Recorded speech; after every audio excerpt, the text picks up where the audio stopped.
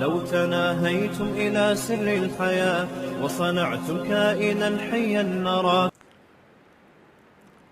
تبلیغ میں جانا فرض واجب ہے یا نفل ہے؟ جس کی اصلاح تبلیغ میں جانے پر موقوف ہے. موقوف تھوڑا گاڑا لفظ ہو گیا ہے. بعض دفعہ آدمی کو پتہ ہوتا ہے، دیکھو برائی چھوڑنے کے لیے ماحول کا تبدیل کرنا ضروری ہے. ماحول تبدیل کرنا ضروری ہے. جس ماحول میں برائی کی عادت پڑتی ہے بعض دفعہ وہ اس ماحول میں چھوٹتا نہیں ہے، تو ماحول چینج کرنا ضروری ہے.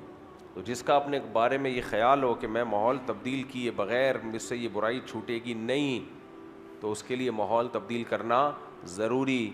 اور ماحول کہاں تبدیل ہوتا ہے؟ جا کے تبلیغ میں. تو اب ایسے آپ فقہی عبارتیں نکالنا شروع کر دو کہ تبلیغ میں سہ روزہ لگانا واجب ہے یا فرض ہے. یہ تو ایسا ہی ہو گیا کہ 2 روٹیاں یا 1.5 روٹی کھانا فرض ہے یا نہیں ہے. بھائی جان بچانا فرض ہے. اب جان کیسے بچے گی یہ آپ فیصلہ کرو. کیا خیال ہے؟ اب کوئی کہے 2 پراٹھے کھانا اسلام میں. میں نے آج پھر اللہ کے فضل سے 2 پراٹھے پھوڑ دیے صبح. اچھا میرے 2 پراٹھے سن کے لوگ سمجھتے ہیں پتہ نہیں کتنا پھوڑتا ہوگا. 2 پراٹھے ہی پھوڑے ہیں 24 گھنٹے میں. افطاری ہماری بہت تھوڑی سی ہوتی ہے اور سموسے 2-4 نمٹائے. سموسہ دنیا چھوڑ دوں گا، سموسہ نہیں چھوڑوں گا بھائی. 2 دن چھوڑ کے دیکھا، مجھے اندازہ ہوا کہ آدمی دنیا چھوڑ دے افطاری میں سموسہ نہ چھوڑے. کم کھاؤ نا، بس 2-3 سموسے کھا لو، 4 6 5 10 25 30، بس اس سے زیادہ. یہ سموسہ اور پکوڑا صرف رمضان میں ہی کھایا جاتا ہے. کیا خیال ہے؟ پورے سال تو ہم کھاتے نہیں ہیں. کون کھاتا ہے پورے سال سموسے پکوڑے؟ میں تو نہیں کھاتا. تو ایک رمضان ہی ہے، اس میں کھانے دو یار. ڈاکٹروں کو کہہ رہا ہوں، آپ کو نہیں کہہ رہا. ڈاکٹروں کے یوٹیوب پہ آ رہے ہوتے ہیں نا. ڈاکٹر عفان کا آیا تھا یہ سموسہ اتنا نقصان دہ. ایک دفعہ ڈاکٹر عفان کی میرے سے ملاقات کراؤ، سموسے کو دہی چٹنی میں ملا کے کھلاؤں گا، اس کے بعد وہ کلپ اپنا ہٹا لیں گے. بولے نہیں بھائی، افطاری میں تو مزہ ہی اس کا ہے. خیر کہیں اور جا رہا ہوں میں. صحت کا خیال کیا کرو، اچھا ہے، لیکن سارا دن جب بھوکا ہوتا ہے نا آدمی تو پھر سب ہضم ہو جاتا ہے. اتنا نقصان نہیں دیتا یہ سب کچھ. تبلیغ میں جانا فرض ہے واجب. تو یہی بات ہے کہ جان بچانا فرض ہے. اب جان کیسے بچے گی یہ تو پتہ ہے نا. جان کہاں سے نکلتی ہے؟ ٹیچر نے ایک ماں نے اپنے بچے سے پوچھا کہ تم اسکول میں سائنس پڑھتے ہو؟ اس نے کہا ہاں. تو بیٹا بتاؤ جان کیسے نکلتی ہے؟ تو اس نے کہا امی کھڑکی سے نکلتی ہے. تو ماں حیران کہ ابھی کھڑکی سے کہاں سے نکلتی؟ کہہ رہے ہیں وہ جب آپ گھر پہ نہیں ہوتی نا، پڑوسیوں کی انٹی آتی ہیں ابو سے ملنے، جب آپ آتی ہو تو وہ اسے کہتے ہیں جان کھڑکی سے نکل جاؤ. بچے بہت ہوشیار ہوتے ہیں، گھروں کے راز فاش کر رہے ہوتے ہیں. تو جان بچانا فرض ہے. اب وہ کیسے بچائی جائے یہ آپ کا ہیڈک ہے. تو اسلام یہ نہیں بتائے گا. ایک اہل حدیث عالم نے بہت طنز کیا ہے احناف پر نا. طنز یہ کیا ہے کہ یہ جو انہوں نے کہا کہ نماز میں عورت ہاتھ یہاں باندھے گی، یہ حدیث سے دکھائیں. نماز میں عورت دونوں پاؤں کو ملا کے کھڑی ہوگی، یہ حدیث سے دکھائیں. نماز میں عورت جب رکوع کرے گی تو تھوڑا جھکے گی، زیادہ نہیں جھکے گی، یہ حدیث سے دکھائیں. سجدے میں یوں سمٹ کے کرے گی سجدہ، یہ حدیث سے دکھائیں.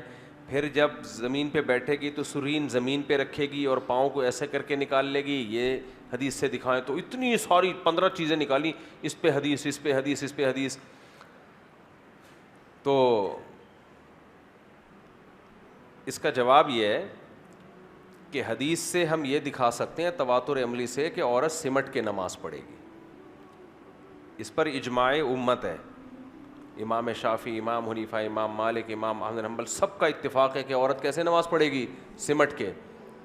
اور یہ تواتر سے چلا آ رہا ہے. یہ جیسے عورت صفا مروہ میں چلے گی، دوڑے گی نہیں، یہ حدیث سے کوئی دکھا سکتا ہے؟ نہیں ہے حدیث میں. یہ تواتر سے. حضرت عائشہ کی ایک روایت ہے وہ ضعیف ہے، وہ بھی ان کا اپنا قول ہے، نبی کی حدیث نہیں ہے. حضرت عائشہ کا قول ہے کہ ایسے کرو، لیکن وہ بھی سند ثابت نہیں ہے. تو تواتر سے امت میں ایک عمل چلا آ رہا ہے کہ عورت صفا مروہ میں چلے گی، دوڑے گی نہیں. عورت رمل نہیں کرے گی جو پہلے 3 چکر میں ہم سینہ تان کے چلتے ہیں، یہ نہیں ہوگا. عورت لبیک آہستہ کہے گی. سمجھ میں آ رہی ہے بات؟